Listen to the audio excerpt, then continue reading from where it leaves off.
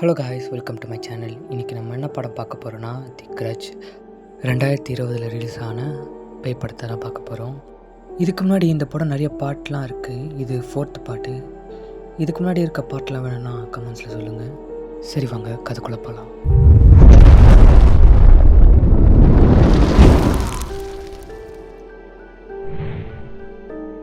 படத்தோட ஒன்லைன் என்னென்னா, இந்த படத்தோட ஹீரோனி ஒரு போலீஸ் ஆஃபீஸர்.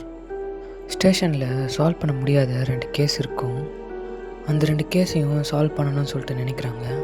அந்த 2 கேஸுக்கும் ஒரு வீடு சம்மந்தப்பட்டிருக்குன்னு சொல்லிட்டு கண்டுபிடிக்கிறாங்க. அவங்க அந்த வீட்டுக்குள்ளே நுழையிறாங்க. அவங்க அந்த வீட்டுக்குள்ளே நுழைஞ்சதுக்கப்புறமா நடந்தது என்ன, அதை பற்றியான கதை தான் இந்த கிரட்ச். அதுக்கு முன்னாடி சப்ஸ்கிரைப் பண்ணாதெல்லாம் சப்ஸ்கிரைப் பண்ணிக்கோங்க, லைக் பண்ணாங்க லைக் பண்ணிக்கோங்க. சரி வாங்க வீட்டுக்குள்ளே போகலாம். 2004 வருஷம் டோக்கியோவில் காட்டுறாங்க. அங்கே ஒரு வீட்டை காட்டுறாங்க. அந்த வீட்டுக்குள்ளேருந்து ஃபியோனா அப்படின்றவங்க வெளியே வராங்க. வெளியே வந்து அவங்க ஃப்ரெண்டுக்கு கால் பண்ணுறாங்க. நான் என்னோடய ஃபேமிலியை பார்க்க போகிறேன், இதுக்கு மேலே இந்த வீட்டில் இருக்க முடியாது அப்படின்னு சொல்லிக்கிட்டே இருக்கும்போது அங்கே ஓரமாக நிறைய குப்பைங்கள்லாம் இருக்கும்.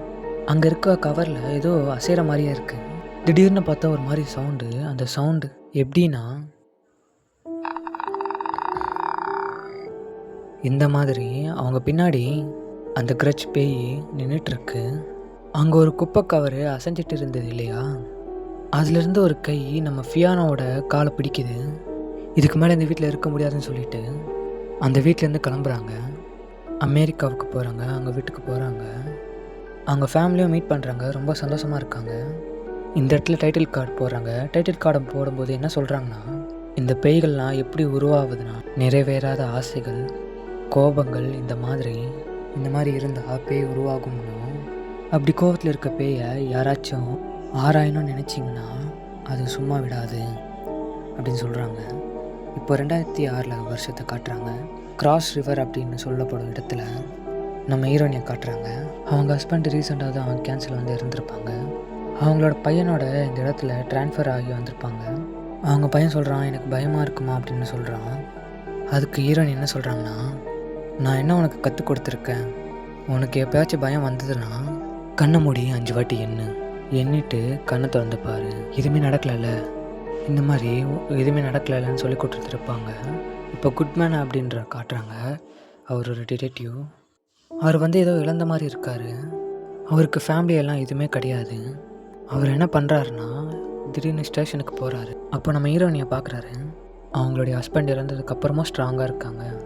அப்படி அவங்கள பற்றி தெரிஞ்சு ரொம்ப பெருமைப்படுறாரு. இப்போ இவங்க 2 பேரும் சேர்ந்து ஒரு கேஸுக்காக காரில் போகிறாங்க. காட்டுக்குள்ளே போகிறாங்க. அப்போது அந்த இடத்துல ஒரு கார் ஆக்சிடெண்ட் ஆகிருக்குன்னு சொல்லிட்டு நோட்டீஸ் பண்ணுறாங்க. அந்த இடத்துல ரொம்ப நாளைக்கு முன்னாடி இறந்து போன இருக்குது. இந்த பாடியை கண்டுபிடிக்க ஏன் இவ்வளோ நாள் ஆச்சுன்னு அப்படின்னு ஹீரோனி கேட்குறாங்க. இந்த ரோடு வந்து சர்வீஸ் ரோடு, யாரும் யூஸ் பண்ண மாட்டாங்க. ஒருத்தங்க இந்த வழியாக போகும்போது நோட்டீஸ் பண்ணியிருக்காங்க, இதை பார்த்துருக்காங்க, கம்ப்ளைண்ட்டை கொடுத்தாங்க அப்படின்னு சொல்லும்போது, சரி என்ன டீட்டெயில் கிடச்சிருக்கு அப்படின்னு கேட்கும்போது, இவங்க பேர் லோர்னா, இவங்க ஒரு சைக்காட்ரிஸ்ட். காருடைய ஜிபிஎஸை செக் பண்ணும்போது இவங்க கடைசியாக ட்ரிபன் லேன் வீட்டில் இருந்து தான் வந்திருக்காங்க. அது நீங்கள் கடைசியாக இன்வால்வ் ஆன கேஸில் இருந்த வீடு தான் அப்படின்னு சொல்லும்போது நம்ம குட்மேனுக்கு மூஞ்சே மாறுது. குட்மேன் கிட்ட நிறைய கேள்வி கேட்குறாங்க நம்ம ஹீரோயினி. ஆனால் குட்மேன் ஒன்றும் சொல்கிற மாதிரி இல்லை. அடுத்த நாள் குட்மேன் கிட்ட சொல்லாமல் அந்த லேண்டன் கேஸில் என்ன தான் ஆச்சு அதை கண்டுபிடிக்கணும் அப்படின்ற ஒரு ஆர்வம் அவங்களுக்கு வருது. ஸோ அந்த கேஸை பற்றி படிக்கிறாங்க. அப்போ பார்க்கும்போது அந்த ஃபோட்டோவில் இருக்கிறது வேறு யாரும் கிடையாது. ஃபஸ்ட்டு சீனில் ஒருத்தனை காட்டியிருப்பாங்க பார்த்தீங்களா, ஃபியானோ, அவங்களுடைய ஃபேமிலி ஃபோட்டோவை தான் காட்டுறாங்க. இந்த வீட்டுக்கே போய் விசாரிக்கலான்னு சொல்லிட்டு அந்த வீட்டுக்கே போகிறாங்க. ஃபஸ்ட்டு கதவை தட்டுறாங்க. உள்ளேருந்து ஒரு சவுண்டும் வரல. சரின்னு சொல்லிட்டு கதவை ஓப்பன் பண்ணி உள்ளே போகிறாங்க. அங்கே ஒரு வயசான பாட்டி அவங்க பாட்டுன்னு பேசிக்கிட்டு வேலை செஞ்சிட்ருக்காங்க கிச்சனில். ஹீரோயினி மறுபடியும் பேச்சு கொடுக்கும்போது அந்த பாட்டி பொறுமையாக திரும்புகிறாங்க. இவங்க கிட்ட வராங்க. வந்துட்டு என்ன பண்ணுறாங்கன்னா, நம்ம ஹீரோயினி கையை பிடிக்கிறாங்க. என்னென்னு பார்த்தா அவங்களோட இடது கையில் விரல்களே இல்லை. இவங்க ஓடி வந்து ஹாலில் பார்க்குறாங்க. பார்த்தா சேரில் ஒரு பணம் நல்லா அழுகிய நிலையில் இருக்குது. அதை பார்த்துட்டு நம்ம ஹீரோயினி ஓடி வந்துடுறாங்க. வந்து கார் எடுக்கிறாங்க. காரை ஓட்டிகிட்டே வந்துட்டுருக்காங்க. அப்போ திடீர்னு ஒரு சின்ன பொண்ணு நடு ரோட்டில் நின்றுட்டுருக்கா. எப்படி பேலன்ஸ் பண்ணி ஓட்டிடுறாங்க இடிக்காமல். இப்போ இந்த குட்மேன் வீட்டுக்கு போகிறாங்க. குட்மேன் கிட்ட இந்த மாதிரி சொல்கிறாங்க, இந்த மாதிரி அந்த வீட்டுக்கு போனேன், அங்கே ஒரு பாட்டி இருந்தாங்க அப்படின்னு சொல்லிக்கிட்டு இருக்கும்போது, நீங்கள் எதுக்கு அங்கெல்லாம் போனீங்க சொல்லிவிட்டு பொறுமையாக அந்த கதையை சொல்ல ஆரம்பிக்கிறாரு குட்மேன். 2004 வருஷம் ஃபியானோ அந்த வீட்டுக்கு வந்ததுக்கப்புறமா அவங்களுடைய சின்ன பொண்ணையும் அவங்களுடைய ஹஸ்பண்டையும் கொடூரமாக கொலை பண்ணிவிட்டு அவங்களும் இறந்துடுறாங்க. இந்த கேஸை தான் குட்மேனுக்கும் அவருடைய ஃப்ரெண்டுக்கும் அசைன் பண்ணியிருப்பாங்க. இன்வெஸ்டிகேஷன் ஆரம்பித்த கொஞ்ச நாள்லேயே அவரோட ஃப்ரெண்டுக்கு பைத்தியம் பிடிச்சிச்சன்னும் அவர் அந்த வீட்டில் பேய் இருக்குன்னும் அதை நான் பார்த்தேன் அப்படின்னு சொல்கிறாரு. அது மட்டும் இல்லாமல் எங்கள் அம்மா என்னை சின்ன வயசுலேயே இருந்து பேயின்னு சொல்லி பயமுறுத்தியாக வளர்த்துட்டாங்க. அதனாலேயே இந்த கேஸில் இன்வால்வ் ஆகாமலே போச்சு. இந்த கேஸை பாதிலே விட்டுட்டேன் அப்படின்னு சொல்கிறாரு. அதெல்லாம் கேட்டுட்டு இவங்க என்ன பண்ணுறாங்கன்னா, வீட்டுக்கு வந்து அந்த ஃபைல் எடுத்து சர்ச் பண்ண ஆரம்பிக்கிறாங்க. பீட்டர் அப்படின்ற ஒரு கேரக்டர் காட்டுறாங்க. அவர் ஒரு ரியல் எஸ்டேட் ஏஜெண்ட்டு. அவங்க ஒய்ஃபை காட்டுறாங்க. இவங்க 2 பேருக்கும் குழந்தை பிறக்க போகுது. இவங்க குழந்த ஒரு வளர்ச்சி இல்லாத குழந்தைன்னு அப்படின்னு சொல்கிறாங்க டாக்டர். ஸோ அதனால் கஷ்டப்பட்டுட்டு இருக்காங்க. இவர் ஒரு ரியல் எஸ்டேட் ஏஜெண்ட்டாக இருக்கார் இல்லையா, அதனால் ரீபான் அப்படின்ற வீட்டை விற்கிறதுக்காக இவர் வச்சிட்ருப்பார். அந்த வீட்டை பார்க்குறதுக்காக போகிறாரு. இது யாருக்கோ விற்கணும்னு சொன்னாங்களே அப்படின்னு சொல்லிட்டு கதவை தட்டுறாரு. திரும்பவும் தட்டுறாரு. தட்டி பார்க்குறாரு. உள்ளே யாருமே இல்லை. அப்போ அவர் ஒரு ரியல் எஸ்டேட் ஏஜென்ட் இல்லையா, அவர்கிட்ட வீட்டோட சாவி இருக்கும் இல்லையா, அவர்கிட்ட இருக்க அந்த வீட்டோட சாவியை எடுத்து ஓப்பன் பண்ணி உள்ளே போகிறாரு. இவர் பொறுமையாக உள்ளே வர ட்ரை பண்ணும்போது பாத்ரூமில் காட்டுறாங்க. டப்பில் ஒரு உருவம் ஏந்துக்குது ஒரு விதமான சவுண்டோட. இங்கே யாரும் இல்லைன்னு சொல்லிட்டு கிளம்பி போகிறாரு. நேராக வீட்டுக்கு போகிறாரு. ஹஸ்பண்ட் அண்ட் ஒய்ஃப் பேசுகிறாங்க. குழந்தை எப்படி பிறந்தாலும் சரி பார்த்துக்கலாம் அப்படின்னு சொல்கிறாரு. சரி ஓகேன்னு சொல்லிட்டு குளிச்சிட்ருக்காரு. அப்போது தலைக்கு சோப்பு போடும்போது தலைக்குள்ளேருந்து விரல் வந்து தலையை பிடிக்கிற மாதிரி இருக்குது. பயந்து போயிடுறாரு. பாத்திரத்துலேருந்து வெளியே வந்துடுறாரு. பயங்கரமாக விழுப்புறாரு. வெளியே வந்து அங்கேயும் இங்கேயும் பார்க்குறாரு. இப்போ நல்லா நைட் தூங்கிட்டு இருக்காரு. அப்போது அவர் போத்திட்டு இருந்த போர்வையை யாரோ இழுக்கிற மாதிரி இருக்குது. அப்படியே கொஞ்சம் இந்த காலாண்டை பார்க்குறாரு. பார்த்தா கால்கிட்ட இருந்து ஒரு உருவம் பயங்கரமாக பயமுத்துது. பயந்தே போயிடுறாரு. ஏதோ ஒன்று தப்பாக இருக்குன்னு சொல்லிட்டு யோசிக்கிறாரு. சரின்னு சொல்லிட்டு அடுத்த நாள் அவர் அதே வீட்டுக்கு போகிறாரு. என்னடா அது யாருமே இல்லையேன்னு சொல்லிட்டு பார்த்துக்கிட்டே இருக்கும்போது ஒரு சின்ன பொண்ணு அங்கே நின்றுக்கிட்டு இருக்கு. அவர் கேட்குறாரு, என்னம்மா வீட்டில் யாருமே இல்லையா அப்படின்னு கேட்குறாரு. கேட்கும்போது திடீர்னு அந்த சின்ன பொண்ணுக்கு மூக்கில் இருந்து ரத்தம் வருது. அவர் உள்ளே கூட்டின்னு போயிட்டு தொடச்சி விட்றாரு. ஃபர்ஸ்ட் எய்ட்லாம் பண்ணுறாரு. அந்த பொண்ணுடைய அப்பாவுக்கு கால் பண்ணுறாரு. நீங்கள் வீடு விற்கணும்னு சொல்லியிருந்தீங்க, நான் வந்திருந்தேன், ஆனால் வேறு யாருமே இல்லை. நான் இங்கே வந்தப்போ உங்கள் பொண்ணு மட்டுமே தான் இருக்காங்க. அவங்க மூக்கிலேருந்து ரத்தம் வருது, நான் தொடச்சிட்டேன். இப்போ பயப்படுறதுக்கு இல்லை, கொஞ்சம் சீக்கிரமாக வாங்க அப்படின்னு வாய்ஸ் மெயிலில் சொல்கிறாரு. அப்படி சொல்லிக்கிட்டே இருக்கும்போது பின்னாடி அந்த பொண்ணு வாயிலிருந்து நிறைய ரத்தம் வருது. அப்படியே கட் பண்ணால் நம்ம ஹீரோனை காட்டுறாங்க. அந்த கேஸை பற்றி பார்த்துட்ருக்காங்க. சரி கொஞ்சம் ஃபேஸ் வாஷ் பண்ணிக்கலாம்னு சொல்லிட்டு ரெஸ்ட் ரூம் போய் ஷிங்கில் ஃபேஸ் வாஷ் பண்ணிகிட்ருக்காங்க, தண்ணி ஃபுல்லாக பிடிச்சிட்டு. அப்போது பின்னாடி இருந்து யாரோ அந்த தண்ணியில் முக்கி சாவடிக்க பார்க்குறாங்க. போட்டு அமுக்குறாங்க. இவங்க எப்படியோ கஷ்டப்பட்டு எழுந்துக்கிறாங்க. இவங்களையும் அந்த பேயை வந்து தாக்குதுன்னா இவங்களும் அந்த வீட்டுக்குள்ளே கால் எடுத்து வச்சுருப்பாங்க இல்லையா, அதனால தான். சரின்னு சொல்லிட்டு திரும்ப அந்த கேஸை பற்றி டீகோட் பண்ண ஆரம்பிக்கிறாங்க. அந்த ஃபோட்டோ பக்கத்தில் இன்னொரு ஃபோட்டோ இருக்குது. இப்போ 2005 அதே வீட்டை காட்டுறாங்க. அந்த வீட்டில் 2 வயசானவங்களை காட்டுறாங்க. அவங்க பேர் வில்லியம் மேத்திசம், ஃபெய்த் மேத்திசம். அந்த ஃபெய்த் மேத்திசம் அவங்களுக்கு கொஞ்சம் மென்டலி அஃபெக்ட் ஆகியிருப்பாங்க. அவங்கள செக் பண்ண தான் ஒரு சைக்காட்ரிஸ்ட் வந்திருப்பாங்க. ஸ்டார்டிங் சீனில் காரில் ஒருத்தங்க இருந்திருப்பாங்களே, அவங்கள தான் காட்டுறாங்க. அவங்க இந்த வில்லியம் மேத்திசம் கிட்ட வந்து கேட்டுட்ருக்காங்க, என்னென்னா எப்பத்துலேருந்து இந்த மாதிரி ஆச்சு அப்படின்னு கேட்குறாங்க. நாங்கள் ஒரு பழைய வீட்டில் இருந்தோம், அப்பத்துலேருந்து இந்த மாதிரி இருக்குது. அப்போது உடம்பு சரியில்லைன்னு சொல்லிட்டு தான் இந்த வீட்டுக்கு வந்தோம், ஆனால் இந்த வீட்டுக்கு வந்ததுக்கப்புறம் இன்னும் அதிகமாக இருக்குது. சொல்லும்போது டாக்டர் என்ன சொல்கிறாங்கன்னா, நம்ம முதல்ல செக் பண்ணி பார்ப்போம், ஹாஸ்பிட்டலுக்கு கூட்டிகிட்டு போகிற மாதிரி இருந்துன்னா அப்போ முடியாதுன்னெலாம் சொல்லக்கூடாது அப்படின்னு சொல்கிறாங்க. இப்போ நம்ம ஃபெய்த் கிட்ட வந்து பேசுகிறாங்க. இப்போ வந்து எதையோ பார்த்து விளையாடிட்டு இருக்க மாதிரி என்ன குழந்தைகிட்ட அவங்க வந்து கேட்குறாங்க, யார் கூட விளையாட்டி இருக்கீங்க அப்படின்னு கேட்குறாங்க. அதுக்கு அவங்க சொல்கிறாங்க, மெலண்டா கூட விளையாடிட்டுருக்க அப்படின்னு சொல்கிறாங்க. டாக்டர் வந்து புரிஞ்சுக்கிறாங்க இவங்களுக்கு ரொம்ப ஹெவியாக இருக்குன்னு. இவங்களை ஹாஸ்பிட்டல் கூட்டிகிட்டு போகணும் அப்படின்னு சொல்கிறாங்க. ஆனால் வில்லியம் ஒத்துக்க மாட்டுறாரு. நீங்கள் இன்னும் கொஞ்சம் இருந்து செக் பண்ணி பாருங்கள் அப்படின்றாரு. உங்களுக்கு வேணால் நான் இங்கே ஒரு வாரம் தங்கி செக் பண்ணி பார்க்குறேன் அப்படின்னு சொல்கிறாங்க. வில்சனும் சரி தங்குங்க. தங்குறதுக்காக வில்சன் ரூம் ரெடி பண்ணி தராரு. நான் போய் ஃபுட் வாங்கிட்டு வரேன் அப்படின்னு சொல்லும்போது, நீங்கள் போகாதீங்க நான் போயிட்டு வரேன்னு சொல்கிறாங்க டாக்டர். டாக்டரும் சூப்பர் மார்க்கெட்டுக்கு போகிறாங்க. அங்கே போயிட்டு எல்லாம் வாங்கிட்டு இருக்கும்போது பக்கத்தில் அந்த ஒரு சின்ன பொண்ணு உருவம் நிற்கிது. திரும்பி பார்க்குறாங்க, எதுவுமே தெரியல. அவங்க வாங்கின பொருள் எல்லாம் பில் போடுறதுக்காக பில் கவுண்டரில் நின்றுட்டுருக்காங்க. அப்படி நின்றுட்டு இருக்கும்போது அவங்க கையை அந்த சின்ன பொண்ணு பிடிக்கிற மாதிரி இருக்குது. இவங்க வீட்டுக்கு வந்துடுறாங்க. அப்படி அந்த வீட்டுக்கு வரும்போது அந்த வீட்டுக்கு வெளியே நின்றுக்கிட்டு அந்த வீட்டையே முறைச்சி பார்த்துட்ருக்காரு. அவங்க எவ்வளோ வந்து கூப்பிட்றாங்க, என்ன வேணும் என்னன்றது கேட்குறாங்க. அவர் எதுவுமே சொல்கிற மாதிரி இல்லை. உள்ளே போய்ட்டு வில்லியம் கிட்ட சொல்கிறாங்க, வீட்டையே ஒருத்தர் முறைச்சி பார்த்துட்ருக்காரு வெளியே அப்படின்னு சொல்கிறாங்க. வில்லியம் என்ன பண்ணுறாருன்னா, நம்ம குட்மேனுக்கு கால் பண்ணி அவர் மறுபடியும் வந்து நின்றுட்டு இருக்காருப்பா அப்படின்னு சொல்லும்போது, நம்ம குட்மேன் உடனே வரேன் அப்படின்னு சொல்கிறாரு. குட்மேன் எதுக்காக வராருன்னா, அவருடைய பார்ட்னர் வில்சனை பயங்கரமாக திட்டுறாரு. உன் ஃபேமிலி ரொம்ப கஷ்டப்படுறாங்க, நீ இந்த மாதிரி இருக்கிறனால நீ ஏன் பயந்து போயிருக்க, நீ இந்த கேஸில் இருந்து வெளியே வா அப்படின்னு சொல்லிட்டு இருக்காரு. பேசிட்டு காரில் வந்துட்டு இருக்கும்போது வில்சன் என்ன பண்ணுறாருன்னா, கன் எடுத்து வாயிலே வச்சுட்டு சுட்டுக்கிறாரு. சைடில் ஒரு கண்ணை மட்டுமே கிழிஞ்சி தொங்கிட்டு இருக்கு. இப்போ நம்ம குட்மேன் பயங்கரமாக பயப்படுறாரு. இதனால தான் கேஸ்லேருந்து வெளியே வந்திருப்பார் போல. இந்த வில்சனுடைய டீட்டெயில்ஸ் கூட இந்த கேஸில் இருக்குது. அந்த டீட்டெயில்ஸ் ஃபோட்டோ பார்த்துட்டே இருக்கும்போது அவங்க நாய் காலன் வந்து நக்கிட்டே இருக்குது. நக்காத அப்படின்னு சொல்லிட்டு இருக்காங்க. அப்போ அந்த நாய் போயிடுது. இன்னமும் யாரும் நக்கிற மாதிரி இருக்குது. யாருன்னு பார்க்குறாங்க, ஆனால் அங்கே யாருமே இல்லை. அப்படி அங்கே கட் பண்ணுறாங்க. வில்சனை தேடிட்டு ஒரு இடத்துக்கு போகிறாங்க நம்ம ஹீரோயினி. அது ஒரு பைத்தியக்கார ஹாஸ்பிட்டல். அந்த இடத்துக்கு போகிறாங்க. அந்த இடத்துல வில்சனை கட்டி போட்டு வச்சுருக்காங்க. அது மட்டும் இல்லாமல் அவருடைய முகம் எல்லாம் சிதைஞ்சு போயிருக்கு.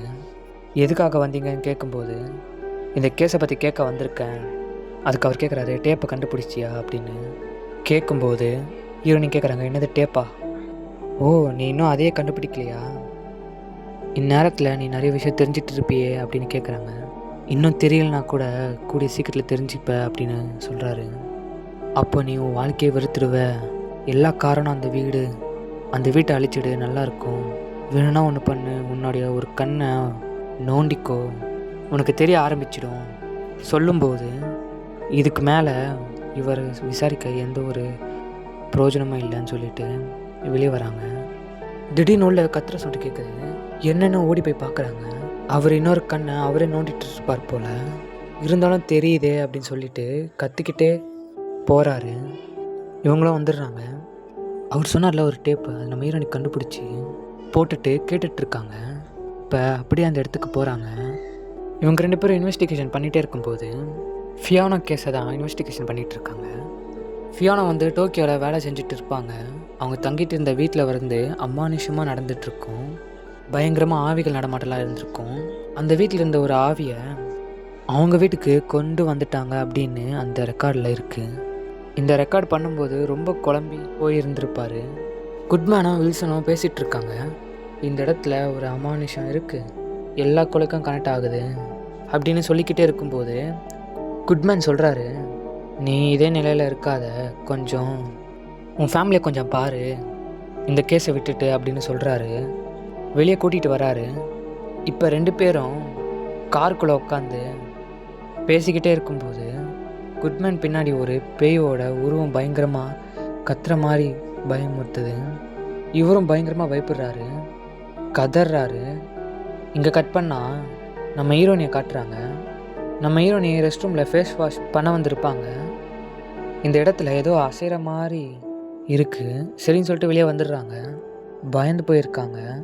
இவங்களே டோரை சாத்திட்டு இவங்களே பயப்படுறாங்க. திடீர்னு அவங்க பின்னாடி ஏதோ உருவம் போகிற மாதிரி இருக்குது. இவங்க என்ன பண்ணுறாங்கன்னா, சிசிடிவி கேமரா ரூம் இருக்கும்ல, அங்கே போய் பார்க்குறாங்க. இவங்க வந்ததை பார்க்குறாங்க. அப்போது ஃபியானாவோடைய ஹஸ்பண்ட் இறந்து போன உருவம் வர மாதிரி இருக்கும். இப்போ திடீர்னு கரண்ட்டு போகுது. பயப்படுறாங்க. கையில் டார்ச் லைட் எடுத்துக்கிட்டு இங்கேயும் அங்கேயும் சுற்றிட்டு இருக்காங்க. அப்போது ஒரு இடத்துல டார்ச் லைட் திருப்புறாங்க. ஒரு கொடூரமான உருவம் நின்றுட்டு இருக்கு. கத்திட்டு பயந்துடுறாங்க. கன் எடுத்து சுடலான்னு போகும்போது கரண்ட் வந்துடுது. பார்த்தா அங்கே யாருமே இல்லை. அந்த இடத்துல ஒரு போலீஸ் ஆஃபீஸர் வந்து என்ன பண்ணுறீங்க அப்படின்னு கேட்குறாங்க.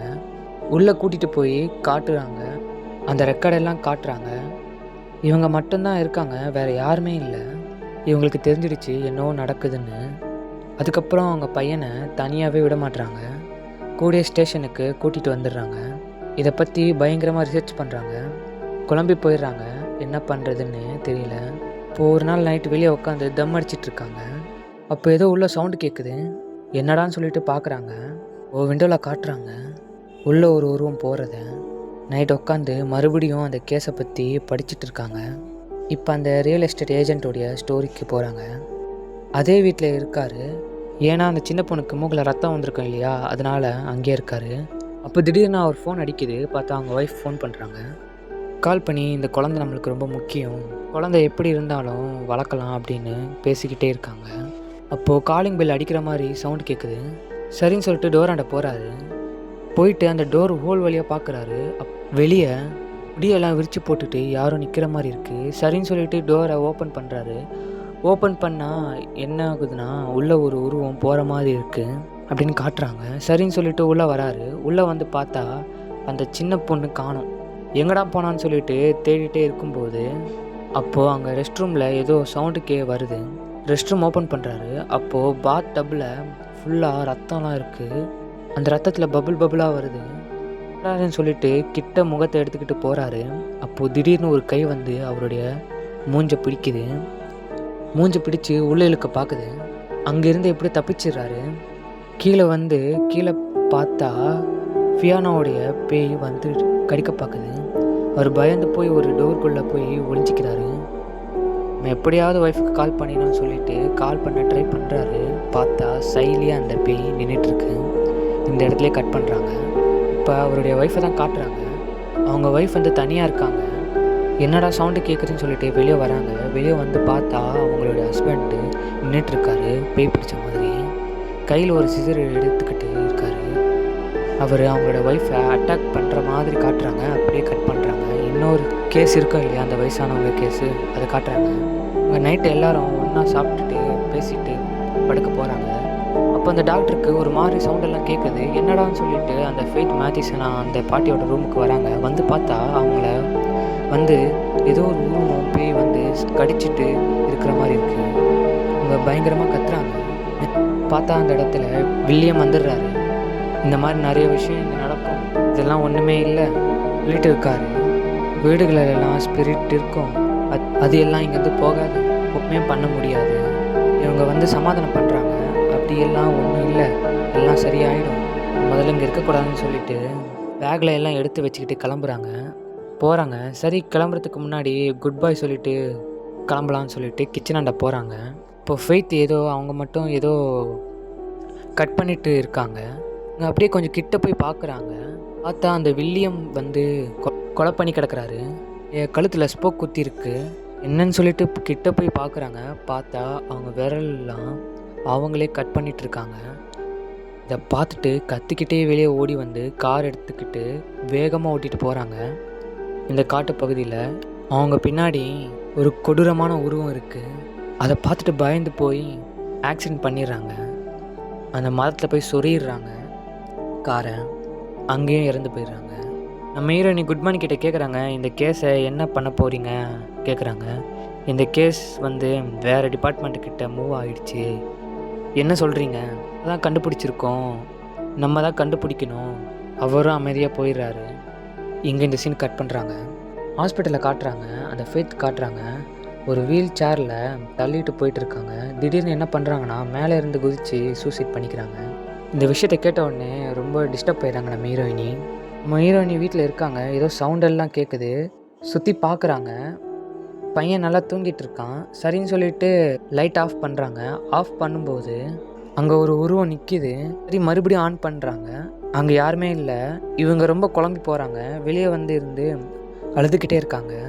அப்போ அந்த இடத்துலையும் அந்த உருவம் வர மாதிரி இருக்குது. உள்ளே ஓடி வராங்க. ஒரு மாதிரி பைத்தியம் பிடிச்சிற மாதிரி ஆயிடுறாங்க. பையனை பார்க்க போகிறாங்க. அவனை கூப்பிடுறாங்க. இங்கே ஓடி வா, எனக்கு ஒரு ஹக் கொடு அப்படின்றாங்க. அவன்கிட்ட ஓடி வரும்போது அந்த சின்ன பொண்ணு பேயோட உருவம் மாதிரி தெரியுது. பயந்து போய் கத்துறாங்க. பார்த்தா அவங்களோட பையன் பெட்லேயே தான் இருக்கான், இன்னும் ஏந்துக்கல. அவன்கிட்ட வராங்க. அவன் பயங்கரமாக பயப்படுறான். நான் பயந்தா என்ன பண்ணான்னு சொல்லியிருக்கேன் கேட்கும்போது கண்ணு மூடி 5 வாட்டி எண்ணுறாங்க. 2 பேரும் சேர்ந்து கண்ணு மூடி 5 வாட்டி எண்ணுறாங்க. ஒன்றுமே நடக்கலை. நம்ம ஹீரோனி வந்து குட்மேனுக்கு கால் பண்ணுறாங்க.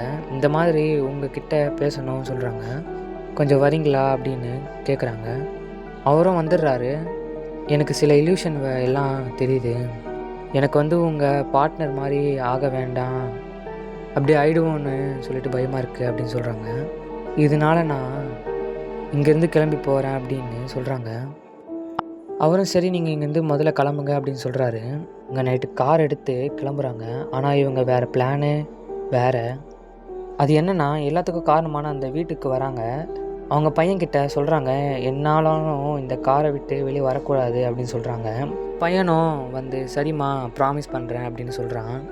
இவங்க என்ன பண்ணுறாங்கன்னா, வீட்டை எரிக்கிறதுக்காக கையில் பெட்ரோல் எடுத்துக்கிட்டு வீட்டுக்குள்ளே ஃபுல்லாக ஊற்றிக்கிட்டே போயிட்டுருக்காங்க. ஊற்றிக்கிட்டே இருக்கும்போது நான் உனக்கு ஒரு உண்மையை சொல்லணும் அப்படின்னு சொல்லிட்டு ஒரு சவுண்டு மட்டுமே கேட்குது. என்னென்னு பார்த்தா அவங்களுக்கு ஒரு இல்யூஷன் வருது. அந்த ஃபியானோ நின்றுட்டுருக்க மாதிரியும் இருக்குது. என்ன நடந்திருக்குன்னு சொல்லிட்டு காமிக்குதுங்க. ஃபியானோ வந்து அவங்களுடைய ஹஸ்பண்டையும் கொடூரமாக கொலை பண்ணுறாங்க, பேய் பிடிச்ச மாதிரி. அதுக்கப்புறம் அவங்களோட குழந்தைய பாத் டப்பில் மூச்சு முட்டுற மாதிரி முக்கி சாவடிக்கும்போது அந்த குழந்தையோட மூக்கில் அடிபட்டு ரத்தம் வருது. அதை காட்டுறாங்க. இவங்க பெட்ரோல் ஊற்றிக்கிட்டே போகும்போது போகிற வழியெல்லாம் இந்த இடத்துல என்ன நடந்ததுன்னு காட்டுறாங்க. அப்போ அந்த ரியல் எஸ்டேட் ஏஜென்ட் வீட்டை காட்டுறாங்க. அவர் வந்து கத்திரிக்கோள் வச்சு அவங்க ஒய்ஃபை சாகடிச்சிடுறாரு. அவரும் இறந்துட்டுருப்பார். இதெல்லாம் வெறும் இல்யூஷனாக தான் காட்டிகிட்ருக்காங்க. இதெல்லாம் பார்த்துக்கிட்டே பெட்ரோல் ஊற்றிட்டு போயிட்டே இருக்காங்க. அப்போது திடீர்னு அவங்க வந்து நின்றுட்டுருக்கான். பயமாக இருக்குது அப்படின்னு சொல்கிறான். நீ ஏன்டா வந்த அப்படின்னு கத்திக்கிட்டே கேட்குறாங்க. எனக்கு ரொம்ப பயமாக இருக்குமான்னு அப்படின்னு சொல்கிறான். அதுக்கு நம்ம ஹீரோனி கேட்குறாங்க, பயந்தா நான் என்ன பண்ணணும்னு சொல்லியிருக்கேன் அப்படின்னு கேட்குறாங்க. இந்த பையன் அமைதியாக இருக்கான். சொல்லு, பயந்தா என்ன பண்ணணும் அப்படின்னு கேட்குறாங்க. அவங்களுக்கு டவுட் வந்துடுது. இது நம்ம பையன் இல்லைன்னு சொல்லிட்டு கண்ணை மூடி 5 எண்ணணும்னு சொல்கிறாங்க.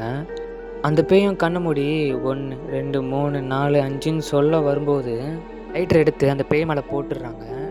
பேய் வந்து பயங்கரமாக எரிஞ்சிக்கிட்டு இருக்குது. அந்த வீட்டையும் எரிச்சிடுறாங்க. வெளியும் வந்துடுறாங்க. அவங்க பையன் காரில் பத்திரமா இருக்கான்.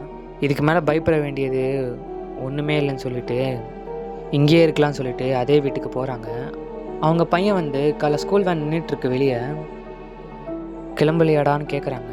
பையன் வரான், கட்டி பிடிக்கிறான்.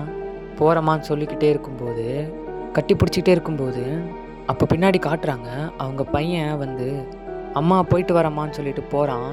என்னென்னு பார்த்தா அவங்க கட்டி பிடிச்சிட்டு இருக்கிறதே பேய். இந்த ஃபியானா பேய் வந்து அவங்கள தரன்னு உள்ளே இழுத்துக்கிட்டு போகுது. அப்படியே இந்த வீடை காமிச்சிட்டு பேரை போட்டு படத்தை முடிக்கிறாங்க. Bye guys. படம் பிடிச்சிருந்தா லைக் பண்ணுங்கள். சரி, குட் பை காய்ஸ்.